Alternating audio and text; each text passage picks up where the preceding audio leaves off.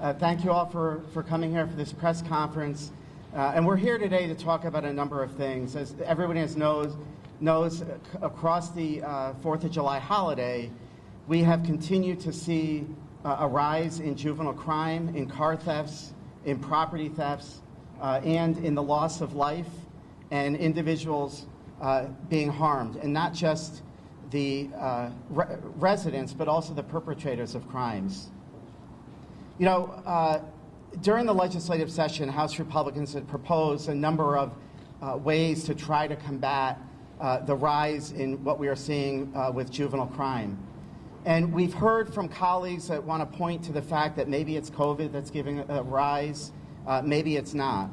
But the reality is that these individuals who are committing crimes are demonstrating that our system is broken. For an individual to be able to commit a crime, violent crime, a crime that most individuals go to jail for, not just once, but 14 times over the course of 3 years.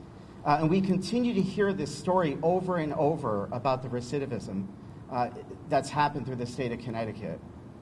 And I'm disheartened by the reaction that we need to be careful not to overreach when we pass laws, because that overreach has never been discussed or analyzed when the Police Accountability Bill was passed, that have tied our police officers' hands on the ability to consent search vehicles, on the ability to pursue these vehicles that are being stolen. And now we have a process where these individuals that are committing crimes have nowhere to go. They're being sent right back into the communities to commit more crimes. And it is doing just as much harm to our residents as it is to these juveniles, because the state of Connecticut are now training our juveniles to become lifelong criminals, as opposed to putting meaningful programs in place to make sure the recidivism doesn't occur. And today we're joined with a number of local officials that are going to bring light to this issue, and I would like to start out by introducing Mayor Erin Stewart from New Britain, who's going to talk about her community. Thank you, Representative Candelora. I want to thank everybody for joining us here today to talk about this very important issue. It was just last week that the city of New Britain had a resident die. Henrik Godlewski, he passed away because he was hit by a vehicle that was stolen by a young man who had been arrested 13 times prior in the last 13 and a half years, and went out and stole another vehicle and killed an innocent man.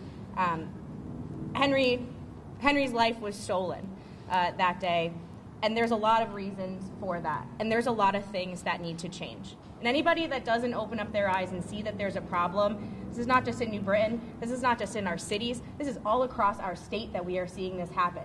And yes, it starts as petty thefts, petty crimes, right? You know, going and people leave their cars unlocked and taking things from their front seats, and it's turned into a lot more violence since then.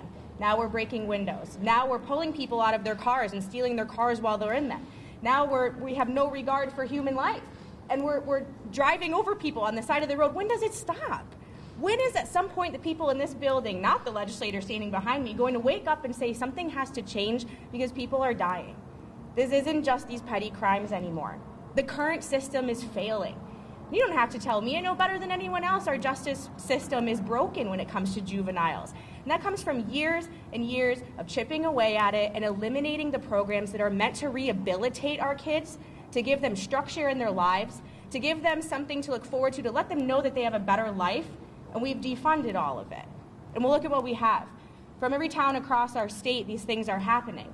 Some, the crimes are much worse than others. In New Britain's case, somebody is now dead because of it. Something has got to give. Something's got to change. We have our programs in place. My Director of Community Services is here, Mallory Dupre. She runs our Juvenile Review Board program. When children are caught, or youth, the juveniles are caught stealing something from a corner store, we're not talking about sending them to jail. We need to put them in rehabilitative programs to help get them the help that they need, because we know something's not right. But after the 6th, 7th, 8th, 9th, 10th, 11th, 12th, 13th time, something's got to give. Something needs to change. And the legislators in this building need to wake up and realize that. I am asking that they call for a special session today to address this, to talk about the bill that the House Republicans had tried to propose that would make things a little bit easier for our law enforcement, for our rehabilitative services to function, to get these kids back on the right path. As a mom, this is even more frustrating. I would never let my kid go out and do things like what's happening out here. I know that there's consequences for actions, but unfortunately we also know that there's some parents that don't have that structure at home, they don't care, and they look to us to provide that for them. And it's up to the people in this building to make sure that those supports are being had. And I really hope that something gives, something soon, something's gotta change. Normal people that live in our state are scared. The group from Glastonbury, you're scared.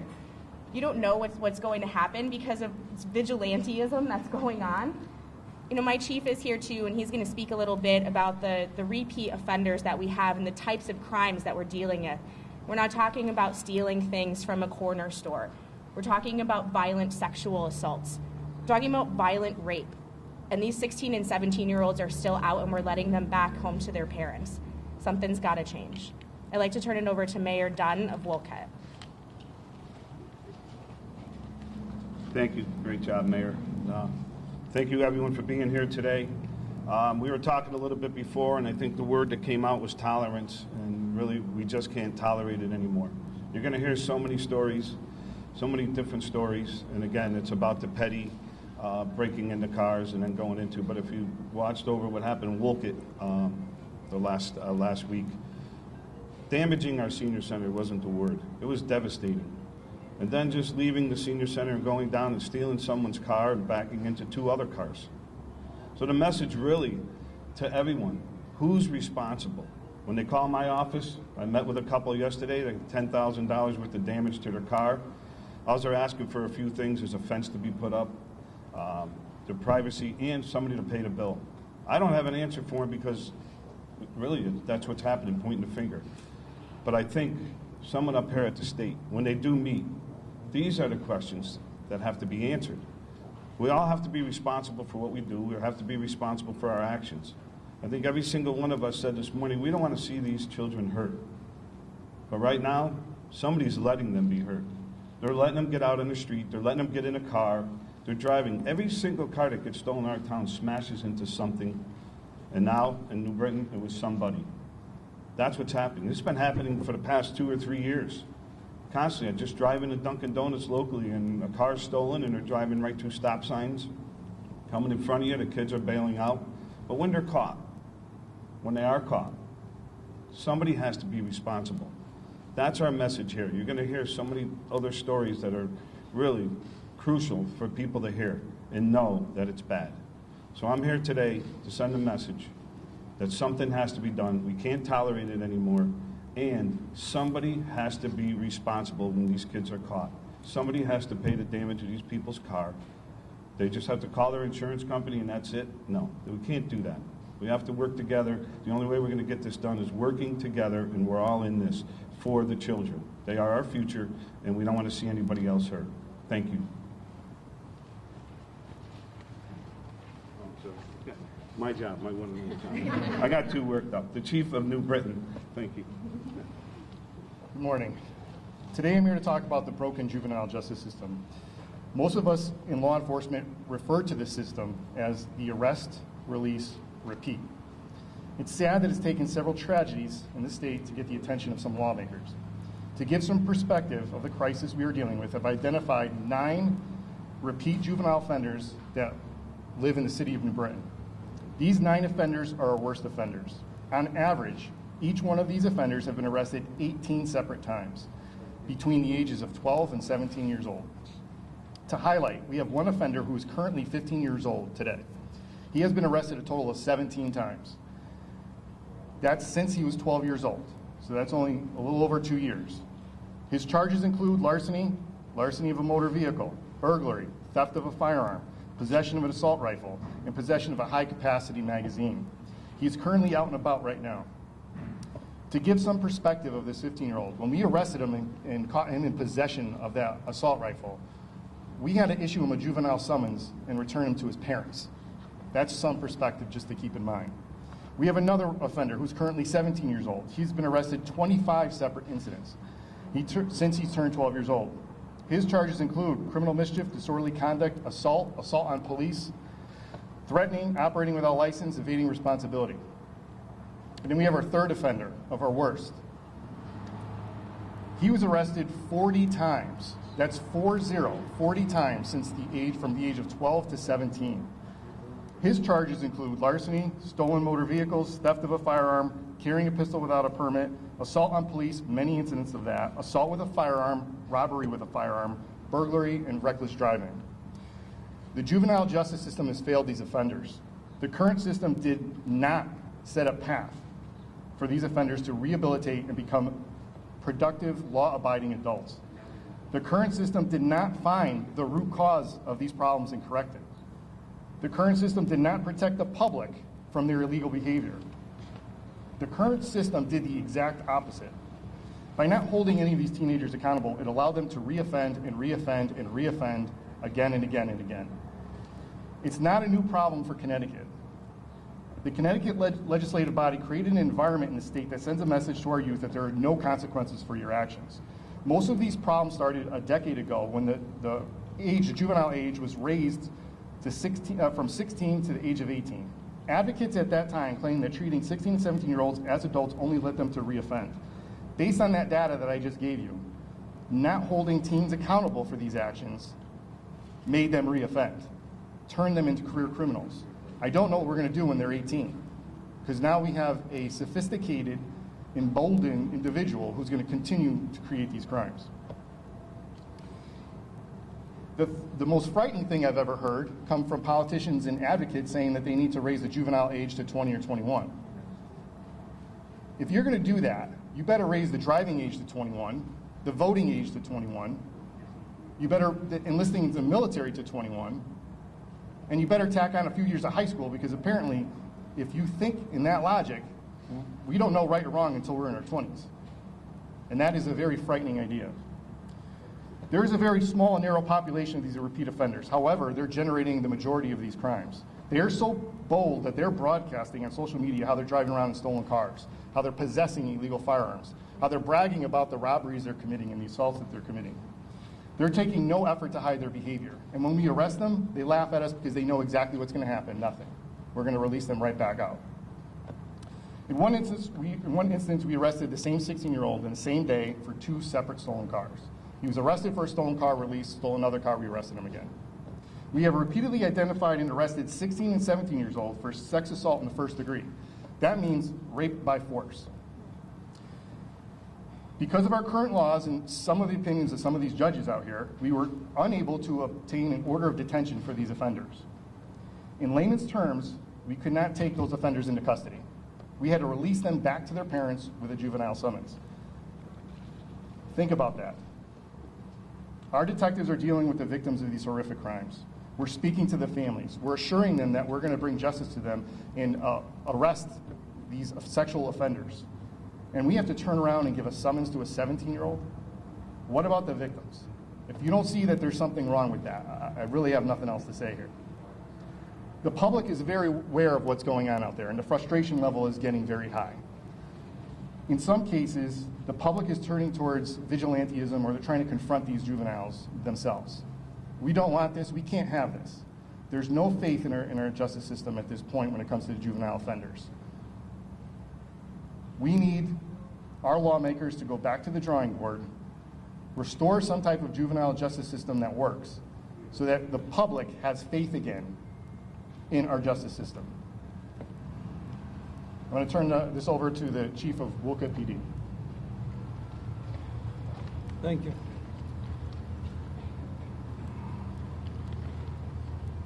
Good morning.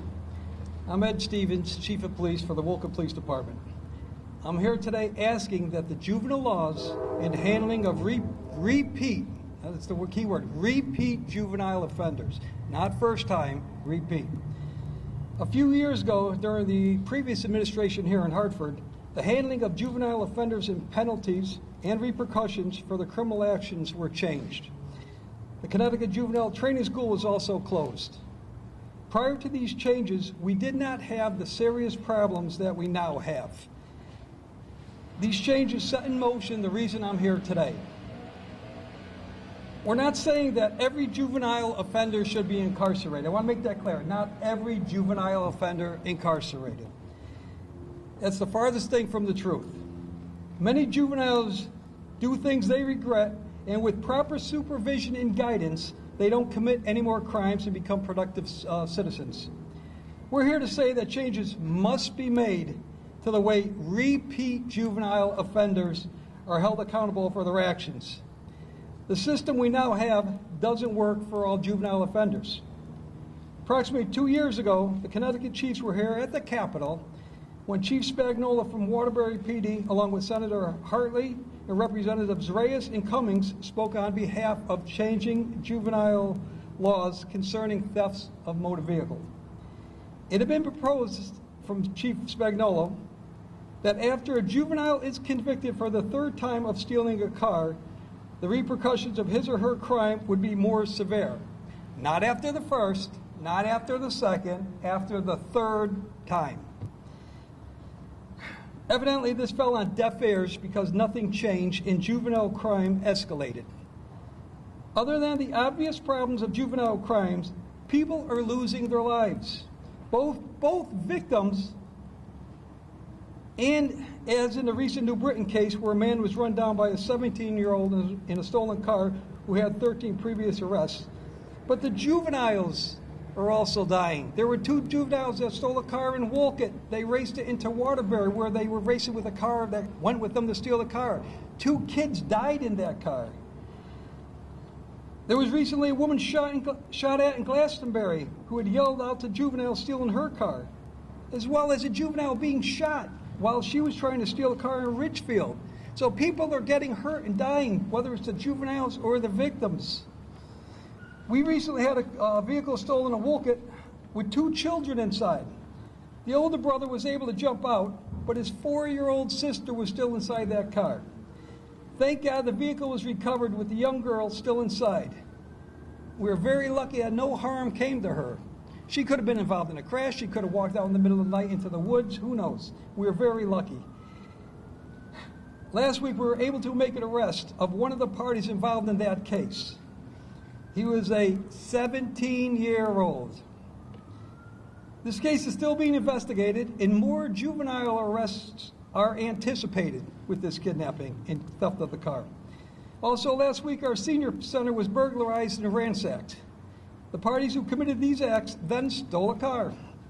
Arrests were made. Both offenders, who are under the age of 18, were previous offenders. One was even laughing and said nothing will happen to him. He wasn't worried in the least. Repeat juvenile offenders know that the current system does not hold them accountable. It only emboldens them to commit more crimes because they know that nothing will happen. And they pretty much do what they want. The present system doesn't help them. Quite the opposite. It turns these repeat juvenile offenders into hardened criminals. Many times they're carrying guns, in some instances shooting when confronted. By not changing the way repeat juvenile offenders are handled, crime will only escalate and more lives, both victims as well as the repeat juvenile offenders, will be at risk. I'm not here today to place blame on anyone, any agency, or any administration in particular, but to help identify the issues so that hopefully we can all come together to do what is right and protect both the victims and these repeat juvenile offenders. What we have now is a broken system. Let's work together to fix it so no one's hurt. Thank you. Thank you, Chief. And to that end, today we are standing here requesting that we go back into special session to address this issue. And we are asking our colleagues in the Senate and the House on both sides of the aisle to join me in signing a petition to bring us back into session sometime this summer to address this very important issue. And with that, I'd be happy to answer any questions, or you could ask any questions of the individuals we had speaking. Is there a happy medium here? I mean, what is that happy medium? I mean, obviously we don't want to send children into a justice system that's unjust, but at the same time we want to hold them accountable. Right, absolutely. There is a happy medium because right now what the state of Connecticut has done is we raised the age, we defunded all of our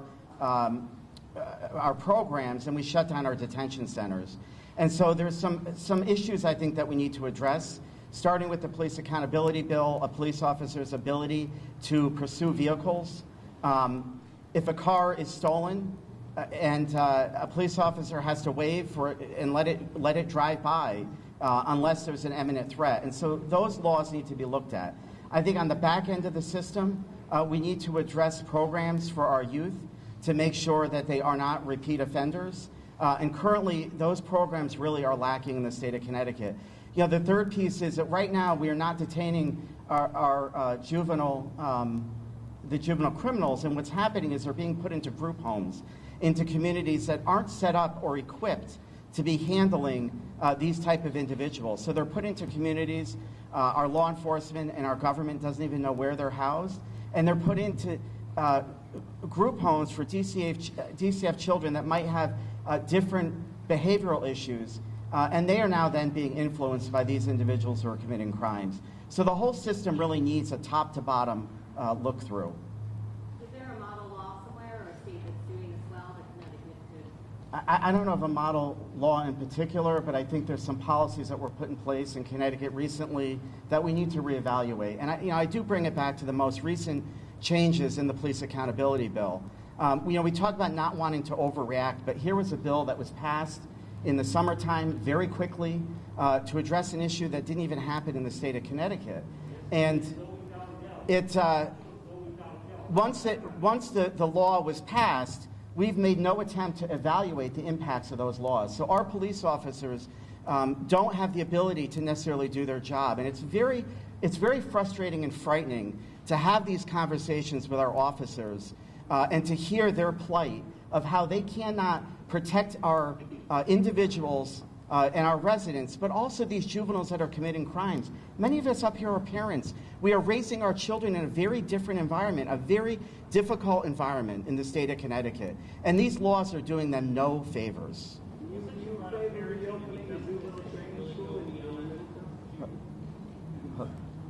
What's Matt? Doesn't this go beyond juveniles? I mean, this goes to how kids are raised, parenting. So does there need to be some additional support structure for single parents who are struggling with? Well, and I think certainly, we've seen, initiatives during this last session with putting money toward the Fatherhood Initiative to try to help develop the family unit.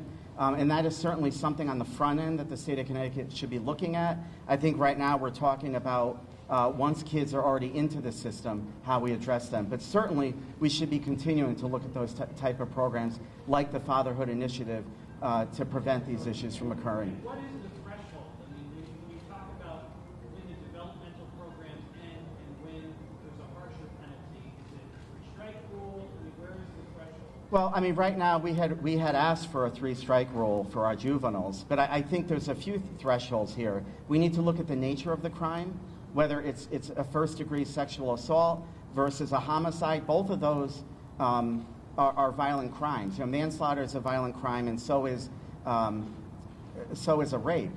But those are treated very differently in the juvenile courts, and I think we have to have a conversation about children that are committing those kind of violent crimes to be able to put them into a system that helps helps prevent the recidivism. Because if teenagers are committing those type of crimes, they need help, and Connecticut isn't giving them that help.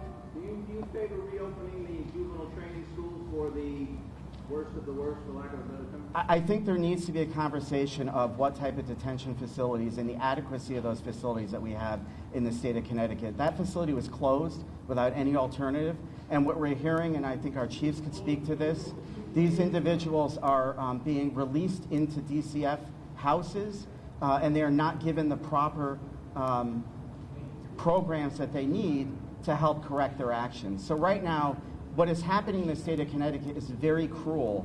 These children are being left and put out back on their own without any type of evaluation. There's oftentimes no communication with DCF, which is supposed to be charged with helping family units that have broken down. These children are potentially released right back into those families that could be helping to create the bad situations for these kids. Do you feel that juvenile training school was closed prematurely? In other words, it should have been phased out for a longer period of time, and that frankly should still be open? It was closed certainly without a plan. So regardless of how people felt about it, it was closed without a plan, and now we're seeing the impacts of that. Are you favorable event and raise the age policy? I think there has to be a conversation about what types of crimes should and what ages should have ramifications to those crimes. I mean, as it was stated, if we're talking about petty theft, certainly an individual should be given a chance, and we had AR programs that allowed for these kids to apply for. So I think everybody here doesn't deny the fact that juveniles should be given second chances. What we saw this last legislative session was a focus of giving adults second chances and erasing criminal records without even having this other piece of the conversation. And we're at two extremes here. The legislature has gone down a very extreme path of having complete erasure of criminal records and not addressing at all criminal activities of our juveniles. There needs to be balance. Be respectful. Excuse me? Automatic erasure after 10 years or 7 years in the state of Connecticut. Those type of policies should not be what we were focusing on this last legislative session. The policies that we should be focusing on is addressing the crimes that are out there that are causing our children to be put into harm's way, and that is creating vigilante justice in the state of Connecticut. Because our fear is that the next time a teenager is shooting at a residence from their home, shots are going to be fired back. That is what we want to avoid. This situation is escalating. It is not de-escalating, and we need to address it. Did you meet with the House Democrats this morning, or was that this afternoon? We are meeting with them at 12 o'clock today. Can the chiefs talk about that issue of vigilantism and what you're seeing? And also, do you guys have like statistics in terms of that can quantify the increase in crimes from the past 5 years? Maybe? I don't have any stats right in front of me right now, but we're definitely seeing an increase with homeowners, business owners that are taking matters into their own hands. They're now confronting the juveniles, and they're tackling them. They're trying to hold on to them until we show up. They're chasing them in some cases. This is not what we need. I mean, this is not what society should be. But it's coming from, there's a lack of faith in the system. And we need to restore that public trust again, because it's not there. And it's not from lack of law enforcement identifying and apprehending these offenders. It's what happens next. And these conversations of exclusivity of, it's either got to be find the root cause and look for social programs versus some type of training facility or detention center. It's got to be a completely all-out approach to this. We need to identify all of the approaches and see what's working. But we can tell you right now, whatever's in place right now, it's not working. It's not working at all. Are you though able to say, like, 5 years ago we had X number of car thefts. Today we have Y number of car thefts? Yes, we had a significant increase in 2020, a significant increase. I don't have those percentages off the top of my head, but from 2019 to 2020, a significant jump. Worse, in the city of New Britain, we had a 300% increase in shootings going from 2019 into 2020. So, and a lot of those offenders are the ones that I just rattled off a little while ago. They were involved in these shootings, and they were under the age of 18 years old. So do you believe the data, the number crunchers who say that, this is only due to the pandemic, and as soon as everybody gets back to school in the fall, this problem is going to go away? I don't believe that one bit. What happened is all of these offenders have been emboldened. They have no shame in their game. They're broadcasting on social media live them committing these crimes. There is no recourse what happens next. In arrest, court, nothing happens. Over and over and over again. So the pandemic, in my opinion, had no effect on this.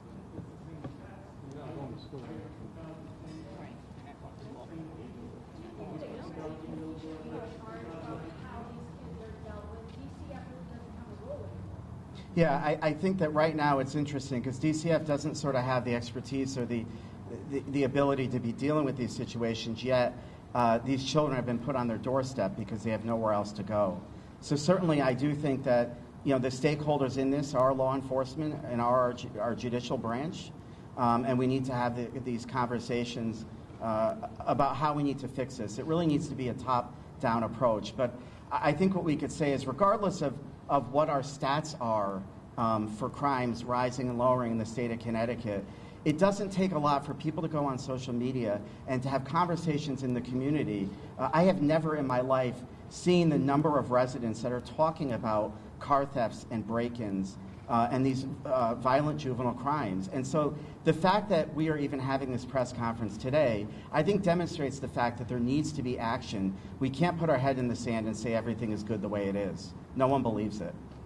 What's like the mechanism that you want to use to make the reforms you're talking about? You're going to resurrect an old bill? You're talking about amending the police accountability laws? Is it a joint resolution? Well, we had a bill in the Judiciary Committee, and I think it's a good start. It had a public hearing. It was voted out of the Judiciary Committee, I think on a bipartisan basis. So I think that's the first step is to start with that conversation. But I also think we need to bring the stakeholders to the table and have a conversation to try to make other reforms as well. Can I just say one thing? Yeah. Sorry. Excuse me. As far as the COVID, COVID's blamed on a lot of things.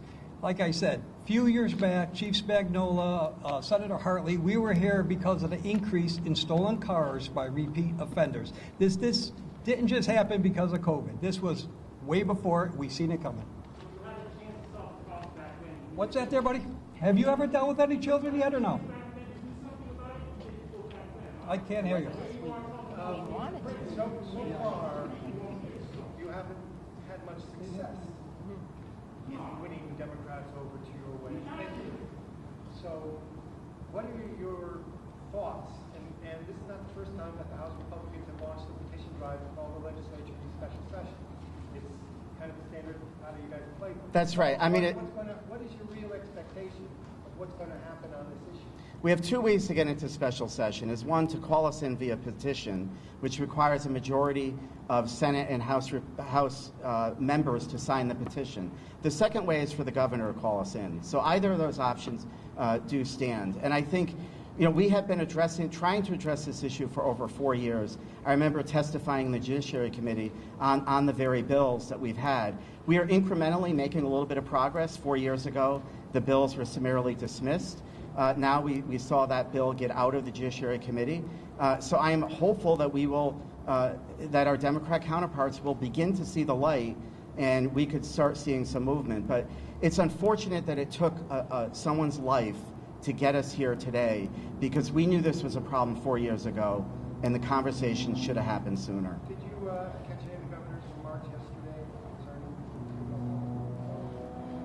concerning? I caught some of them, but not specifically. I was going to ask you, what do you think you would have more success in presenting your arguments to him? Do you be more receptive to the arguments than, say, the Democrats in the legislature? We certainly are willing to have that conversation with the governor. He has not shown an interest in these proposals throughout the legislative session. But again, I'm hopeful that he will come around. There's been talk we have COVID money to put toward this issue. But if we don't look at the systemic problems with what has been created, all the money in the world is not going to fix this problem. You mentioned the detention orders and pretty juveniles not able to accommodate their parents. So is this something that the legislature feels, or is this really something more on the side? Well, I think it's a little bit of both. I mean, the legislature changed the laws and took discretion away from our court systems. So I think we have to have a conversation of putting that discretion back to some degree. Right now, in many cases, our hands are tied. For instance, our police officers need to release juveniles after 6 hours of detention, essentially. I mean, those are the strict rules that are put in place that we think we need to take a look at. Any other questions? Well, thank you very much. Do you have any Democratic support at this point? Any Democrats that they would support you? There are certainly Democrats that have reached out to me and I want to have this conversation. When we ran our amendments on the floor in the House, there were Democrats that supported the Republican amendments in the House. Absolutely. Thank you.